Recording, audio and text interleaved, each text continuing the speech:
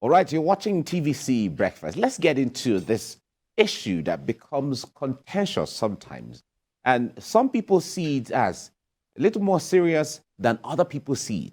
But at the end of the day, everyone agrees that it will be better off when we have everybody on the table. And we're talking about women in this context being involved full-time as the men are involved in full scale in politics, in leadership. I have joining us right now the National Director, APC Professional Women Council, Ronke Soyombo, joining us to discuss this. Good morning. It's good to have you join us. Good morning. Great. And thank you so much for inviting me. Welcome. Thank you. Welcome. Now, we've discussed that there's been so many platform or forum for us to talk about women and their involvement in politics and in leadership. In Nigeria, some administration, you will see appreciable number of women, and others, we don't get to see anything. But a situation where we're only talking about appointment, and then you will see women, affirmative action, appointment. We're talking of women who should be leaders, elected leaders, and are in the system. But what do you think stand against women so much in this context? Thank you very much. When we look at the population of Nigeria at the moment, we are about 217 million, out of which we have 107 to be women. And that's almost 50% of the country. And so there's a need for women to actually be more represented. Then when we look at the situation in the country as well, with all the things happening, you will see that women are badly affected. Our children are badly affected. I'm talking of situations generally. And with that, I'm going to take you through the fact that when you have a man in the house, I'm bringing you into a normal home where the man actually goes on leave or the woman travels out and the man is left at home with the children. The whole place is scattered, if you see what I mean. And you're looking for the oil, you're looking for this, you're looking for that. But the moment the woman comes in, there's a better organization in the house. And the same thing affects our country as a whole, because when you look at it, Beijing 1995, it talks about equal opportunity. It talks about the fact that even when you look at the sustainable development goals as well, it talks about the need to bring in more women for equal opportunity, really. And that's something we have struggled with for so long. And that's why we are coming in now to say, okay, let's let people actually come together, because at the end of the day, everybody's talking about different things in politics. However, there's a need for the elite, particularly the female professionals, to come in and say, let's see how we can actually put our hands together and sort things out, and women supporting women. And so there's a need for that. There's a cry out there where women are really needed in the system. And that's something that we're doing at the moment. Okay. Yeah, tell us about this thing that you guys are organizing, women professionals. Yes.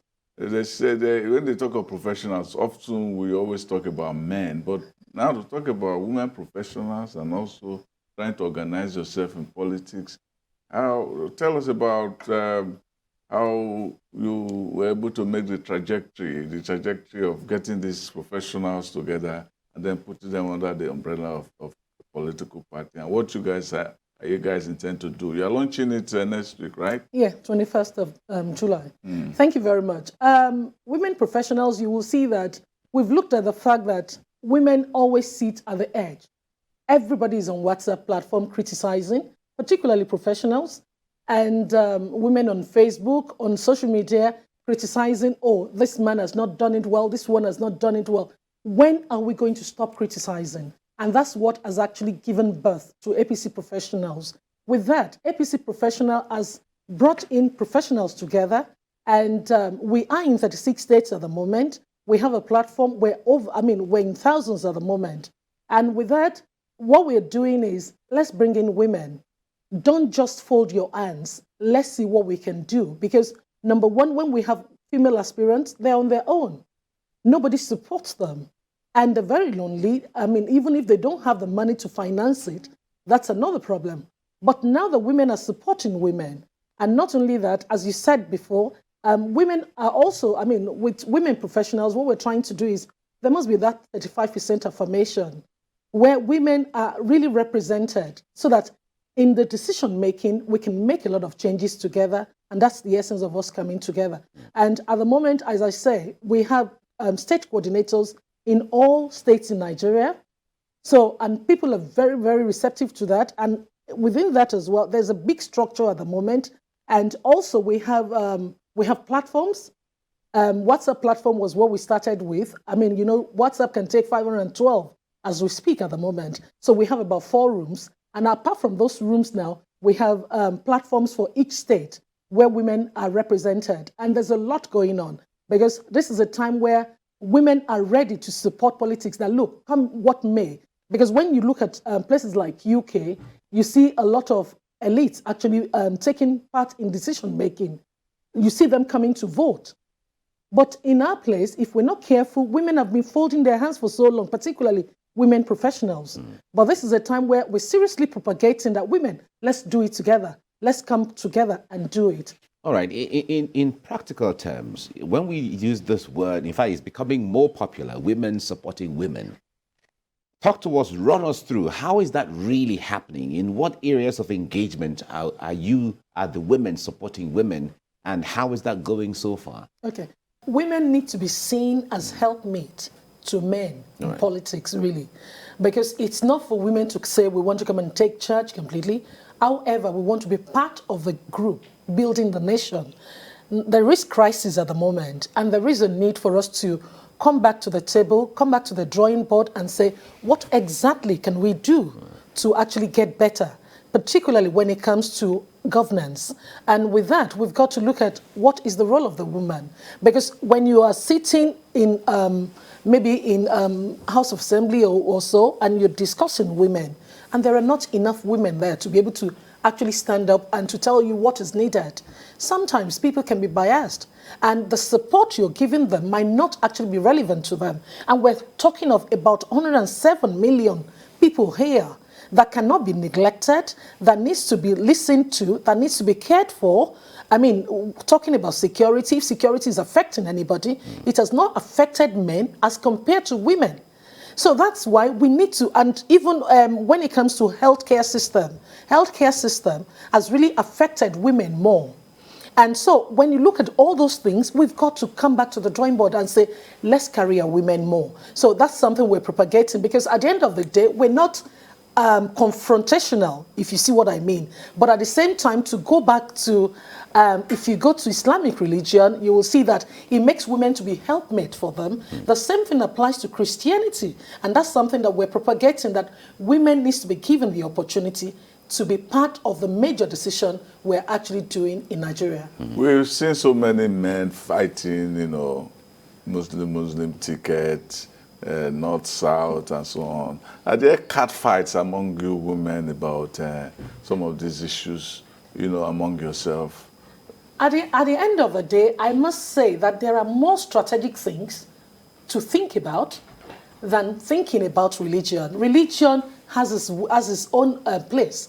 However, at the moment, we're about 50 executive women running APC Professional Women Council, and we don't even see the difference. We've got the Northerners, we've got the South, Southwest, and so on. I mean, we've got representatives from all the 6 geopolitical zones. We don't see difference in ourselves.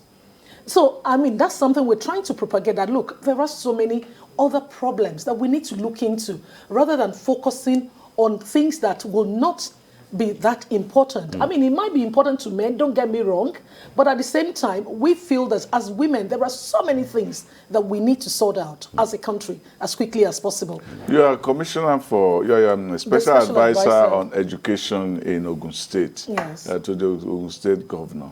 I'm sure you heard of Kemi Baden, of course, who was running for prime minister in the UK. It's a Nigerian woman. Born here in this country, and so on and so forth. What are you guys taking from her story? To me, it's telling me that a lot can be done. And we women, we need to actually, we need to develop our confidence, because a lot of women are very, very competent, and sometimes the lack of confidence affects them. And that's something we But it looks like her confidence is better than all of you, your confidence put together, because you guys are looking for 35%, she's looking for number 1. I know, but we need to start from somewhere. We need to start from somewhere. That's why we're supporting Asiwaju Bola Ahmed Tinubu. That look, let's start from somewhere. And because if you have actually been following Asiwaju Bola Ahmed Tinubu when he was the governor, you will see that we can say he's a leader that develops other leaders. And that's something, and that's what we're trying to bring it in now, that, look, women also have got to be developed. And talking about Kemi, if Kemi can actually have a confidence of getting to that level, don't forget Margaret Thatcher.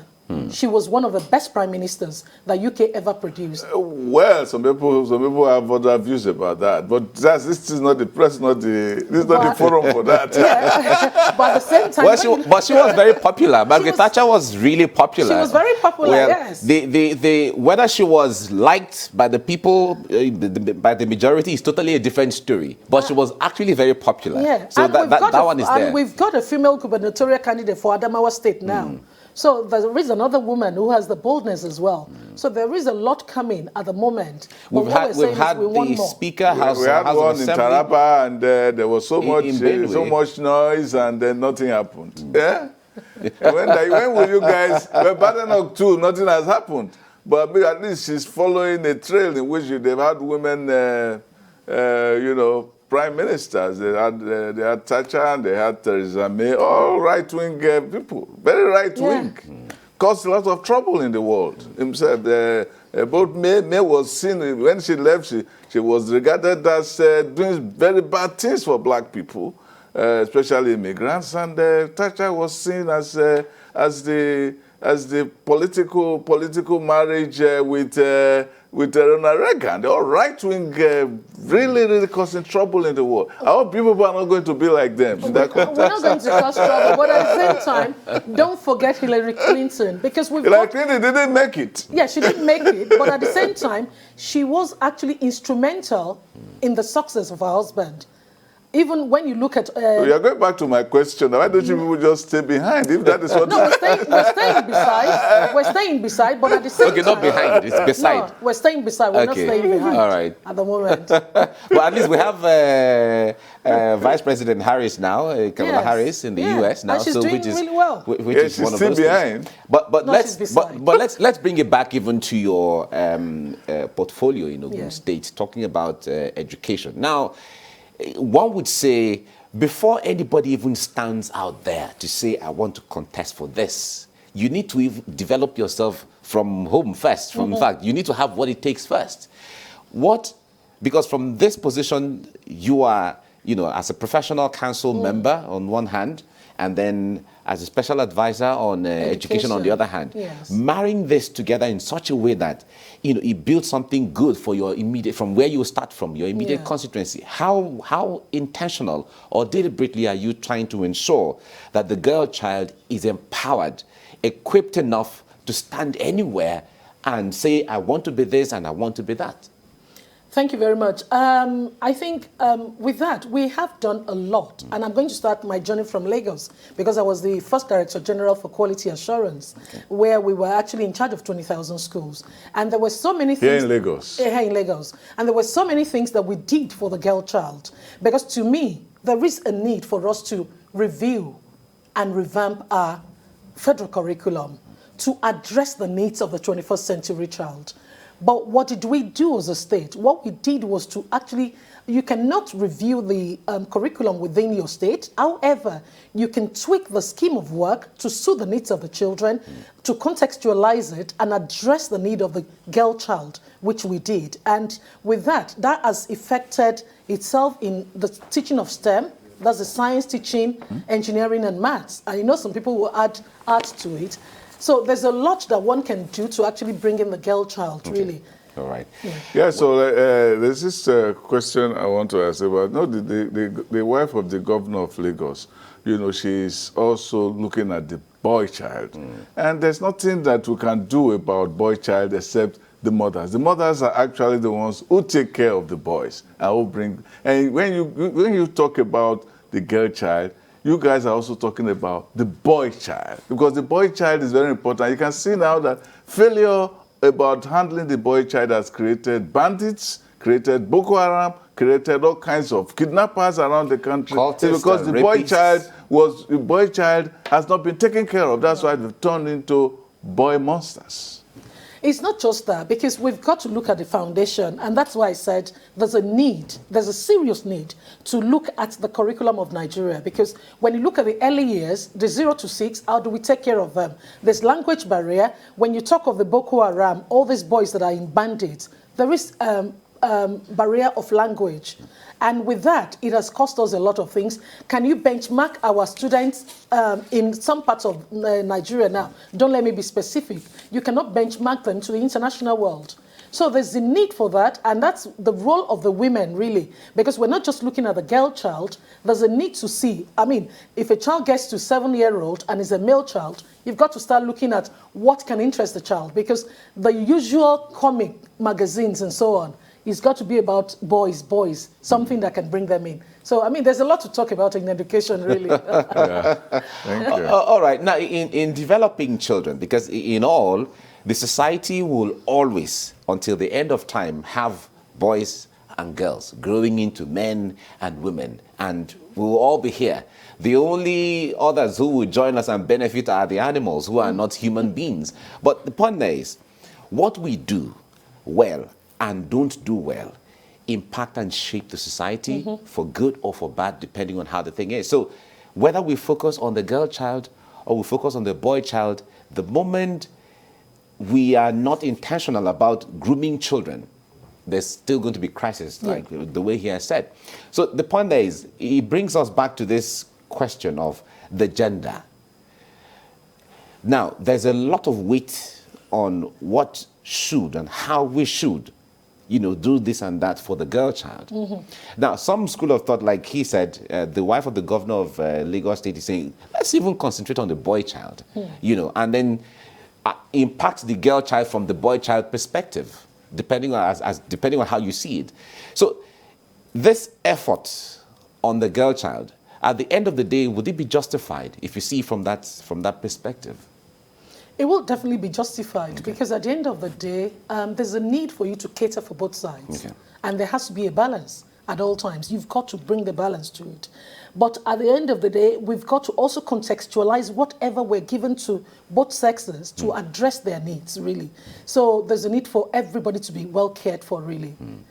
And the kind of education that we're getting, you will see that some top schools are doing so well with our children. But what about our low-income schools and the public schools? So there is a lot of needs for us to see how we can address this through the textbooks they're using, because through a lot of resources they're using, you can easily address the needs of the boy child and the female child. Okay. All right. We have to leave it here now. Thank you very much, Ronke Soyombo, the National Director, APC Professional Women Council. Thank you very much for coming on the program. Thank you. Thank you. Thank you.